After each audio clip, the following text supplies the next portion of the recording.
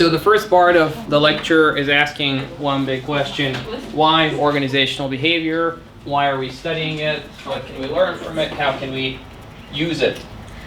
So first of all, keep in mind that this is a field of study that investigates the impact that individuals, groups, and structures have on behavior within an organization, and it also looks at the way that changes within the organization impact individuals and groups or structure. So it's essentially looking at the relationship between some sort of an organization and the parts that make it up, so the individuals and the groups within it.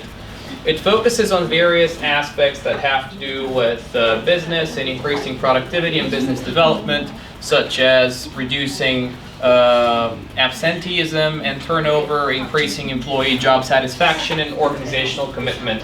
So one of the big things, and it's a key word here, is job satisfaction. Organizational behavior has a lot, if not everything, to do with job satisfaction and how happy people are. And that also feeds into productivity. So we figured out throughout the years that happy workers are much happier to devote their time and to work hard than unhappy workers or workers that feel they're not fairly treated or they're not listened to. So that's kind of a theme that's going to keep coming back throughout the lecture. And finally, it also uses a systematic study to improve predictions of behavior. So what we're trying with OB is to look at certain patterns of behavior and to predict how people will behave in certain situations, to offer them certain conditions, certain motivations for them to potentially change their behavior, or to explain why they changed it by looking at things retrospectively. So in a nutshell, that's what organizational behavior does. Now, there is a slight difference between these three terms that you're going to see repeatedly in business studies. And they are organizational behavior, human resources, and organizational theory. So today we're looking at the first one, organizational behavior, which is essentially studying things at the individual and the group level. So it's not looking at the organization as a whole, it's looking at individuals and groups specifically. So we say that it's micro oriented. Now this here in organizational behavior is very different from organizational theory, which is kind of a macro field. So it's looking at the organization as a whole. In a way, you can think about it as, for example, organizational theory as kind of a big mega concept that includes organizational behavior and human resources. Now, organizational behavior deals with, for example, things like company reorganization. So if you're inviting consultants into your company to observe how well it's working and where it's potentially inefficient and where it can improve its performance, they're most likely looking at organizational behavior. It also has to do with downsizing or upscaling things and with increasing efficiency in general within the company. Now, HR is sort of, you can think about it as the practical arm of organizational theory and organizational behavior. So when you think of the application of things in practice, this is more related to HR, and it has to do with selecting staff, training staff, placing staff in the right position so they can maximize their output and productivity.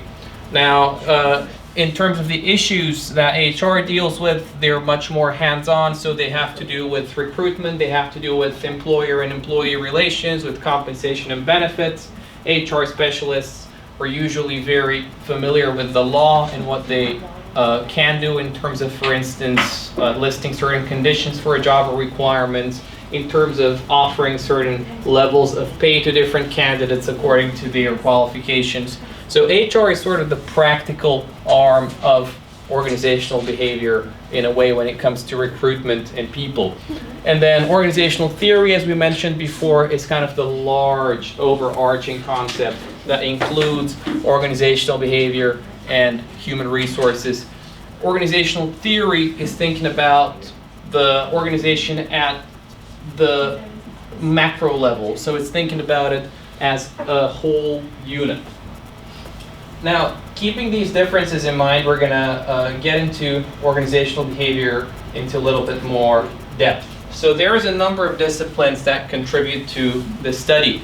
And the first one is psychology, which essentially tells us about people's learning abilities, motivation, personality, emotions, very importantly, perception, job satisfaction, attitude measurement. So it's telling us about all of these so-called subjective things, but in a more scientific way. It's telling us a lot about the individual and their psychology, about what's going on in their mind, why are they motivated by certain things, what are they, and how can we explain their behavior in terms of psychology, in terms of how their mind works and how it's connected to emotions.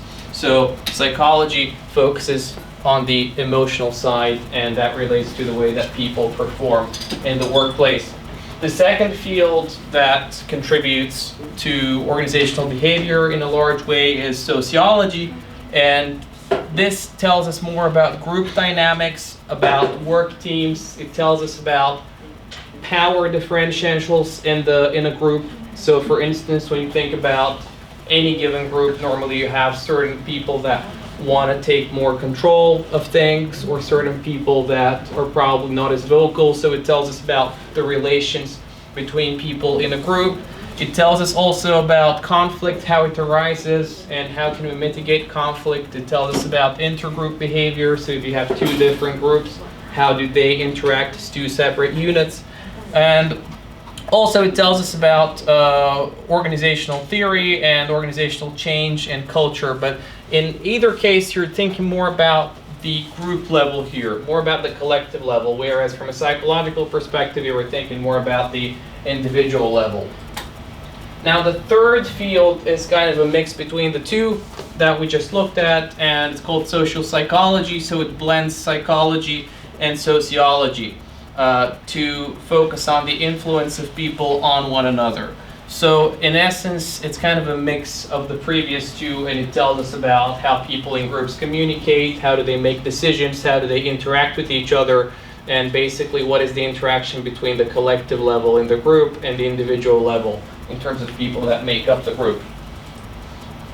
Now another discipline that's usually kind of left a bit more on this side is anthropology. So anthropology usually deals with the study of people, what values they have, what attitudes they have, what is their culture, how do their customs influence the way that they do things. So anthropology is a bit more of a field that, for instance, would observe a certain group, and then an anthropologist could produce a very detailed account of what they do, what their habits are, what their essentially organizational culture is, and this can tell us about the environment of the organization. So that's kind of another field, and all of them overlap in different ways. If you think of psychology and sociology and anthropology, they overlap in different ways, but it's kind of a way of thinking about organizational behavior from different angles. So why do we study organizational behavior, and what can we do with it? Well, organizations face various challenges that need to be addressed. So for instance, they need to constantly improve their quality, improve their productivity. They need to also improve the skills between the skills of their workers in terms of communicating with people, the skills of their managers in terms of interacting with people. Managing diverse groups of people, for instance, is very different from managing people that come from one specific culture. So with globalization, that's a challenge that companies have to respond to. How do you manage international teams? How do you deal with the different cultural assumptions of people? How do you respond to this challenge? How do you empower people? When do you empower people, and to what extent? How do you basically feed this into your business goals to increase a company's productivity? How do you stimulate innovativeness and change? So that's something that we spoke about in one of the previous lectures when we spoke about innovation and inventions, and sort of creating a corporate culture that encourages these things. Also, organizational behavior deals with the loyalty of employees and their ethics. So it deals with the extent to which an employee is willing to stick to a company, is willing to stand up for this company, is willing to express its support for this company, and to stay there for a number of years, which is also an issue for companies from a recruitment perspective. So if you're an employer, for instance, and you constantly have new workers coming in, well, you obviously have a bit of a problem because you have to retrain them, and because that wastes some of your resources, wastes time, etc.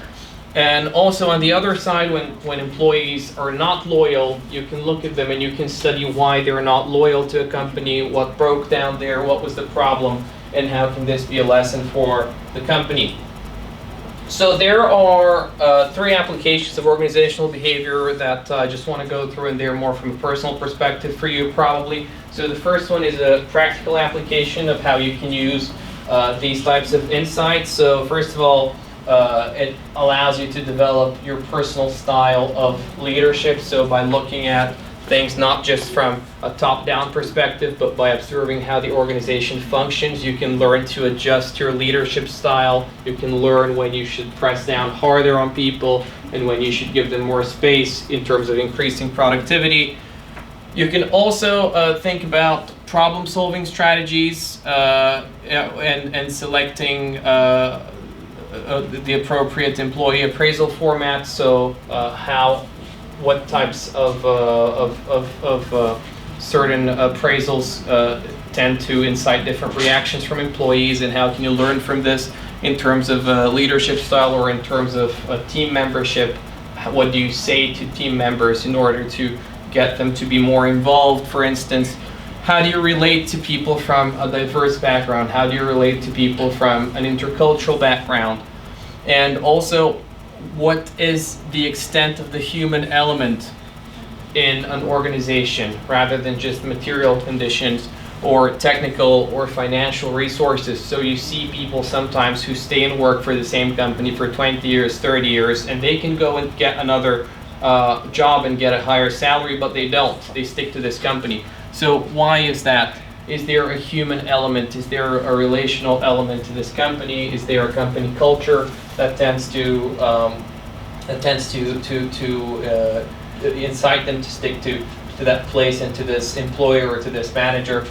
Now, the second way in which you can benefit from organizational behavior is in terms of personal growth. So by understanding others, you can also understand yourself better. And this can help you in practical terms when you're applying for a job or when you're at a job in the business world. This can help you get a promotion more easily. There's research that's shown actually. Well, of course, you can dispute research based on the base of data that they work with, but there's research that's shown that in certain cases, employers might hire for IQ, but they tend to promote for EQ. So even if they might hire the people who have the fastest or the most efficient cognitive ability, they tend to promote people who deal better with clients or who work better with other people. And finally, organizational behavior as a field in itself aims to increase our knowledge about the world. So when we look at the history in the second part of the lecture, you're actually going to see how the field only started to develop at the beginning of the 20th century, and until then there was very little systematized knowledge about organizations and systems of people. So in this sense, organizational behavior gives us a very solid basis so that we don't start from scratch every time. Of course, these things existed before the field of organizational behavior as phenomena, but now we start to learn about them and to systematize them. So that helps us understand better the world around us in the business place. And it also helps us now to think in a more critical fashion about matters that relate to the experience of working. So it helps us to actually reflect on the way that things work and to think, well, what are some of the things that we can change? What are some of the things that we can keep? Why should we? And how is this related to organizational behavior?